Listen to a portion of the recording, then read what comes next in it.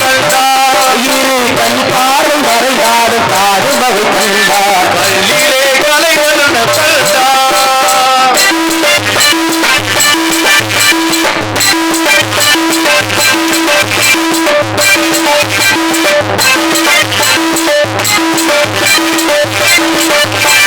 பருவத்தில் இளமேறி ஒரு பக்கத்தில் இசை வேணும் முழங்க பருவத்தில் இளமேறி ஒரு பக்கத்தில் இசை வேணும் முழங்க அரங்கேறி நடமாடும் மங்கை அரங்கேறி நடமாடும் மங்கை போனவந்தோகம் நெஞ்சத்தி யாருகின்றார் கல்லிலே கலை வல்லுன கண்டா இரு கண் பாரும் வரைந்தாடு காடு மகை கண்டா கல்லிலே கலை வல்லுன கண்டா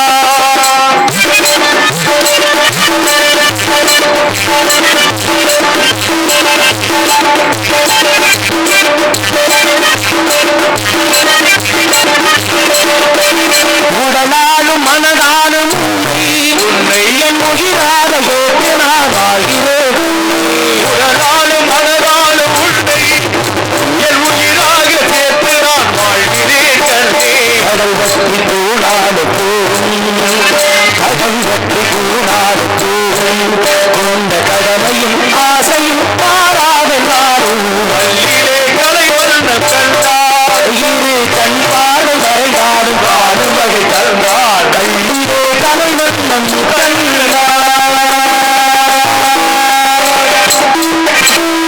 சற்று பழங்கி இடத்தை வரத்தால் ஒரு சில பாட்டை பாடும்பொழுது ஒரு சில இசைக்கலைஞர்கள் நமக்கே அந்த பாட்டு ரொம்ப பிடிக்கும்.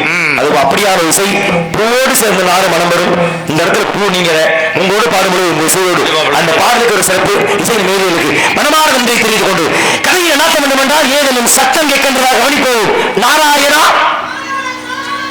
குயிலின் குரலோவியம் கேட்குது. என் குரலை ஒட்ட சாரீரம் அதற்கிடையிலே மகிழ்ச்சி சிறப்பு. ஆனாலும் கூட கேட்க வேண்டிய சத்தம் கேட்கவில்லையே. அதான் கேட்டுச்சுன்னா ரெண்டு பெண்கள் தானே போட்டாங்க. ஆமா அவங்க தான் போடணும். அவங்க தானே போடணுமா? அடுத்து நான் சந்திக்க போறது வள்ளியவா இல்ல தோழியவா? சரி இல்ல ராஜபாட்டையா? வேற நான் சந்திக்க வேண்டிய அந்த மருங்காபுரி மகாராசாவை. மருங்காபுரிக்கே மகாராசாவா? அந்த மருங்காபுரி மாமா பப்புனு மாமா சாமி கோமாளி மாமா நீங்க மாரிவட்டு மாமா நீங்க இப்பதான் சொல்றீங்க. நோட்டீஸ் படிக்கவே சொல்லிட்டாப்ல. மாமாவா அந்தால நான் சொல்றேன். நான் சொன்னேன் ஒரு நாரதர் போய் இப்படி சொல்லலாமா? இல்ல நாரதர்ல விட்டுருவாரு. அவர் வந்து உன்னை என்ன பேச போறாருன்னா இப்ப நான் 10 வயசுல இந்த நாடகத்துக்கு வரும்போது மாமா அப்பவே அவர் கல்யாண மாப்பிள்ள. இப்ப சரி அப்ப எங்க அக்காவை நான் கட்டி கொடுத்துருக்கோம். அக்கா புருஷன் மாமா. சரி அவர் நான் மாமான்னா கூட ஏதோ நியாயம் இருக்கு. சரி இதுல என்னையா அவர் மாமான்றாரு என்ன எனக்கு புரியலையே. அதாவது நான் கேட்டேன் வந்து இதுல ஒரு நாரதர் போய் மாமா மரியாதை கொடுத்தோன்னு சொல்லலாம் மாமான்ட்டு. இதுல பொண்ணை கட்டுறாராமா? அதானே எந்த பொண்ணு? நேரம் அறிவு நானே கஷ்டப்பட்டு பண்ணி பால்வாடி செய்திருக்கேன். அது பொருட்கள் சரி. நான் உங்களோட விஷயம் கேட்கிறேன். என்னது? கலையின் முறைப்படி ஒரு கோமாளி சட்டம் போடுறதா இல்லையா? போட மாட்டாப்ல. இல்ல இவர் போட மாட்டாப்லையா? போட மாட்டாரு. இல்ல எல்லா கப்பலும் போடுவாங்களே. அவங்க பயந்துக்கிட்டு போடுவாங்க. பயப்பட மாட்டாரு. ஏன் இவர் ஏன் பயப்பட மாட்டாரு? அதுக்குதான் ஒரு நாரதர் மாமானாரு. ஓ அந்த இவ என்ன பண்ணி போறாப்ல வந்து நான் கேட்டேன். அவர் போய் சொன்னா நாளைக்கு வந்து கேள்வி கேட்டா என்ன பண்ணுவோம் அப்படின்னு எது வேணாலும் கேட்கட்டும் பேசி பார்ப்போம். அவரா நம்மளான்னு பார்ப்போம். எது வேணா கேட்கணுமா? நான் கேட்கிற ஒரு கேள்விக்கு அந்த கோமாளி பதில் சொல்லுவாரா? ஒரு கேள்வி ஓராறு கேள்வி சொல்லுவாப்லையா? சரி பதில் சொல்லுங்க. உங்களுக்கு எத்தனை புராணம் தெரியுமா? என்ன கேட்கிறீங்களா? எத்தனை 18 புராணங்களை முறையாக படித்தோம். என்னங்க சிரிக்கிறீங்க? உங்களுக்கு தெரிஞ்ச 18 தான். எனக்கு தெரிஞ்ச இருக்கிறது அப்படித்தானே. என் தம்பி ராஜாவுக்கு தெரிஞ்சது 44 48. நான் 18ங்கிறேன். அவர் 44 48 4 சேர்த்துட்டாப்ல. இப்ப சேர்க்கணுமா? 18 47 புரியல எனக்கு. இருங்க சாமி என்னன்னு தெரியல. நான் என்ன கேட்கிறேன்? என் தம்பி பேசுவான். நீ படிச்சுக்க, புராணம் படிச்சுக்க, இதிகாசம் படிச்சுக்க, இலக்கியம் படிச்சுக்க. சரி நான் உன்னை வேணாங்கல. நீ இந்த நாடகத்தில் ராஜபாட்டா? இல்ல இல்ல நீ பப்புனுக்காரன் தானே. ஒரு பப்புனுக்காரன் புராணம் படிச்சு என்ன பிரயோஜனம்? ஏன் பேசக்கூடாதா? பேசக்கூடாதுங்க. ஏன் பேசக்கூடாது? என் பப்புனை பேசக்கூடாது. ராஜபாட்டுக்காக வள்ளி இருக்காங்க. ஒரு கோமாளியமே நான் எனக்கு சரிசமா புராணம் பேசுறது. என் தம்பி ராஜபாட்டும் போடுவாப்புல, நாரதரும் போட்டிருக்காப்புல. அதுக்கப்புறம் நூறு நாடகம் போட்டிருக்காங்களா? ஏன் போட்டா பெட்டி வாசிப்பாப்புல வாசிச்சு அவங்க பாட்டுக்கு வந்து என் குரல் ஓரளவு இப்பதான் வந்துகிட்டு இருக்கு. அதையும் அள்ளி வச்சு கூட பாக்குறீங்களா? ஏன் வாசிக்க தெரியும். ஏன் அப்படி சொல்றீங்க வந்து எனக்கு அதனால நம்பிக்கை உண்டு. எது கேட்டா பதில் சொல்லணும்னா அமைதியா உட்காந்து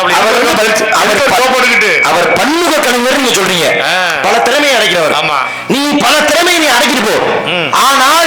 உங்களை சொல்ல முடியாதா? இப்ப நான் மாமா முத்தப்பா மாமா பாட்டு பண்ணல, அவர் பேர் முத்தப்பா. ஆமா. இன்னொரு மாமா இருந்தார் மறைந்த மாமா சின்னப்பா மாமா. சின்னப்பா. நீங்க ரத்னப்பா. ஏன் எல்லாருக்கும் பேர் அப்படி வருது? வாத்தியார் ஒரே வாத்தியார்ட்ட ஒரே வாத்தியார்ட்ட மாமா முத்தப்பா மாமா, நீங்க எல்லாருமே ஒரே வாத்தியார்ட்ட. அந்த பாய்ஸ் கம்பெனி இன்னைக்கு உங்களை விட்டா கூட நாடகம் என்ன கதை பாட்டு என்ன எல்லாம் பேசுறோமோ உங்களால பண்ண முடியும், பண்ணுவீங்க. ஏன்னா முறையான பாடம் உங்களுக்கு இருக்கு. சரி. ஆனா இந்த நாடகத்துல ஒரு பெட்டி போட்டுருக்கு, அதெல்லாம் அதை மட்டும் தானே பாக்குறீங்க. அது மாதிரி இந்த கோமாளி பப்புன்னு தானே போட்டிருக்கு, அதை மட்டும் பார்க்க சொல்லுங்க. ஏன் இருங்க சாமி, நாடகத்துல பெட்டி போட்ட பேசுறேன், உங்களுக்கு பதில் அவளுக்கு பதில் சொல்லலையா? அது மாதிரி அவரும் சொல்லுவோம். இதுக்கு முன்னாடி நீங்க வந்து பெட்டியா மட்டும் தான் இருந்தீங்க, இப்ப பிரிச்சுக்கிட்டீங்க.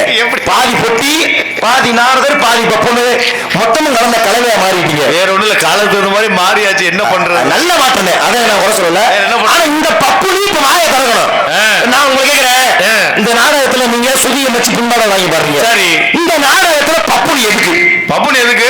எதுக்கு எதுக்கு சொல்லுங்க. பப்புன் வருவாரு, நோட்டீஸ் படிப்பாரு, நாலு கதைகளை சொல்லுவாரு, நல்ல விஷயங்களை சொல்லுவாரு, காமெடி பண்ணுவாரு. இந்த பப்புன சொல்ல வேலை. இந்த பப்புன சொல்ல சொல்ல இந்த மஞ்சள் சட்டை போட்ட அப்பா என்னை முறைக்கிறாரு. எதுக்கு? ஏன்னா அவருக்கும் ஏதோ ஒரு கூட்டணி சதி நடந்திருக்கிறது, அதை நான் கண்கூடாக பார்த்து விட்டேன். சரி இருக்கட்டும், நான் என்ன கேட்கிறேன், இந்த நாடகத்துல பப்புனு அவர் எதுக்கு? அவர் தான் கொடுத்தவங்களை பேச சொல்லியிருக்காரு, இப்படிலாம் பேசுங்க. கொடுத்து பேச சொல்ல கொடுத்ததுல அவர் வார்த்தையை கொடுத்துருக்காரு, மறைச்சு வச்சு கொடுத்தாரு. பேசணும், மறைச்சு வச்சு கொடுத்து நான் பார்த்துட்டேன். சரி இருக்கட்டும் பாவா, எதுக்கு எதுக்கு இந்த நாடகத்துக்கு பப்புனு? எதுக்கு பப்புனு? எதுக்கு எதுக்குன்னு நாடகத்துல பப்புனு என்ன நோட்டீஸ் படிப்பாரு, கதை படிப்பாரு, காமெடி பண்ணுவாரு, பொம்பளை சொல்ற எவ்வளவு விஷயம் வரலையே. முக்கியமான என்ன வரல என்ன சொல்லுங்க. எதுக்கு தெரியுமா நாடகத்துக்கு பப்புனு? அதை உடைக்காம உடஞ்ச நெளிச்சே போச்சு. எதுக்கு பப்புனு? எதுக்கு? நாரதருக்கு சந்தனம் தேய்த்து விட வேண்டும். எது சந்தனம் தேய்க்கணும்? ஒண்ணு. நாரதருக்கு இனிமையை கட்டிவிட வேண்டும். ரெண்டு. நாரதற்கு வேர்த்தால் முகத்தை துடைத்து விட வேண்டும். சரி. மூணு. இன்னொரு மிக முக்கியமான வேலை. நாங்க வெளியே விரும்ப போனோம்னா குட்டிகளை விடணுமா? தெரிஞ்சிருக்கு, நீ சொல்ல வந்தது அவனுக்கு புரியும். ஒருவேளை அப்படி தண்ணியே இல்லைனாலும் கூட துணைக்கு வர வேண்டும். சாமி அவன் கொலவரியில வந்து பார்த்துட்டு போறான். பாக்கணுங்க, ஏன் வார்த்தை நீ மதிக்க மாட்டா?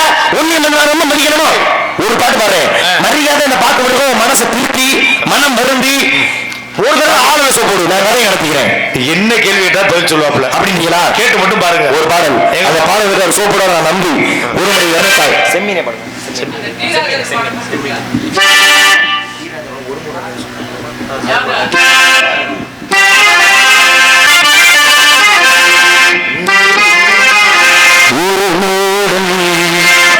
கதை சொன்னார் என் கதை அதுதான், இது காதல் தெய்வீகம், இது காதல் தெய்வீகம். கதை சொன்னார் என் கதை அதுதான், இது காதல் தெய்வீகம்.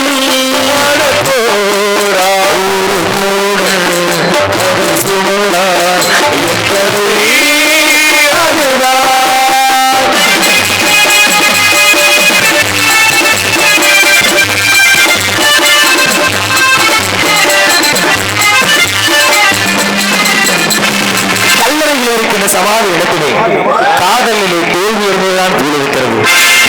என்னை படைக்காது பாவம் பரிதாபம் நாடலே. என்னை படைக்காது பாவம் நாடலே,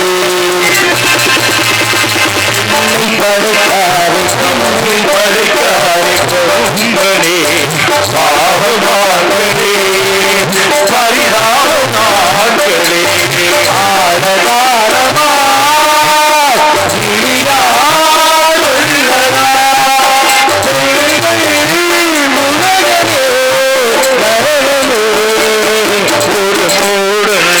கதை சொன்னார்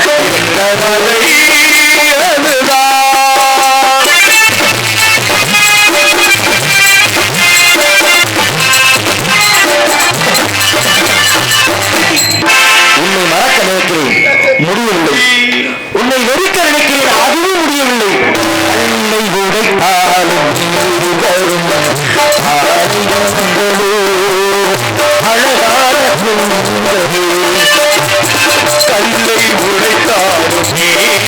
பாலைவனங்களோ அழகான பெண்களோ இந்த மழைகளோ சொன்னால் துக்கமா உலகமே நரகமே ஒரு மூடல் கதை சொல்லா என்பதை அதுதான் இது தாழல் இது தாழல் அகப்போடா ஒரு மூடல் கதை சொன்னார் என்பதை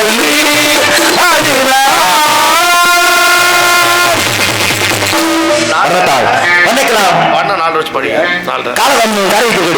எப்ப என் வார்த்தை என்ன தப்பு மதிக்கலையோ இவரை உள்ள வச்சு நான் வெளியில நிக்கணுமா சாமி மறுபடியும் இந்த அப்பா உள்ள போறதுக்குள்ள வெளியில இருந்து பேசக்கூடாது கூப்பிட்டு பேசுறேன் வச்சு பேசுறோமா என்ன வேணாலும் கேட்க பதில் சொல்லுவாங்க உங்க வார்த்தை நம்பி அதான் சொல்றேன் என்ன வேணாலும் களத்துல நான் குடிக்கிறேன் என்ன வேணாலும்